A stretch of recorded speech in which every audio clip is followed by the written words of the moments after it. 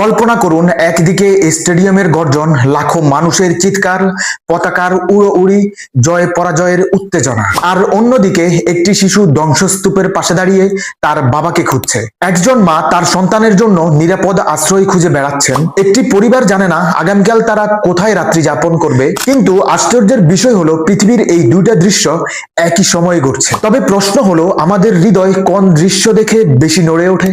আজ মুসলমানদের একটি বড় অংশ ঘন্টার পর ঘন্টা ব্যয় করছে খেলোয়াড়দের নিয়ে আলোচনা করতে। কে সেরা, কে ট্রফি জিতবে, কোন দেশের পতাকা উড়বে, এসব নিয়ে চলছে এন্ডলেস ডিবেট। কিন্তু যখন মুসলিম উম্মার কষ্টের কথা আসে, তখন সে একই আবেগ, সে একই উদ্বেগ, সে একই অশ্রু কোথায় হারিয়ে যায়? আমরা কি ভুলে গিয়েছি আমাদের প্রকৃত পরিচয়? আমরা কি কেবল কোন দলের সমর্থক, নাকি সেই উম্মার অংশ যাদের সম্পর্কে রাসূলুল্লাহ সাল্লাল্লাহু আলাইহি ওয়াসাল্লাম বলেছেন তারা একটি দেহের মতো, দেহের এক অংশ ব্যথা হলে পুরো দেহ তা অনুভব করে। আজ আমাদের একটি কঠিন প্রশ্নের মুখোমুখি হতে হবে।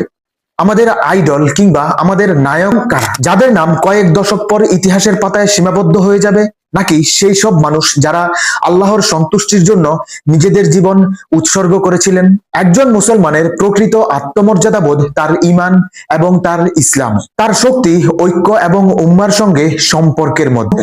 আমি বলছি না খেলাধুলা হারাম কোনো বিষয়, কিন্তু যখন এই বিনোদন আমাদের বিবেককে ঘুম পাড়িয়ে দেয়, যখন খেলাধুলার উত্তেজনা আমাদেরকে উম্মার কান্না ভুলিয়ে দেয়, যখন মুসলমান হিসেবে আমরা আমাদের দায়িত্ব ভুলে যাই, তখন আমাদের থেমে গিয়ে নিজেকে এই প্রশ্নটা করা জরুরি হয়ে পড়ে, আমি আসলে কোন দিকে এগিয়ে যাচ্ছি?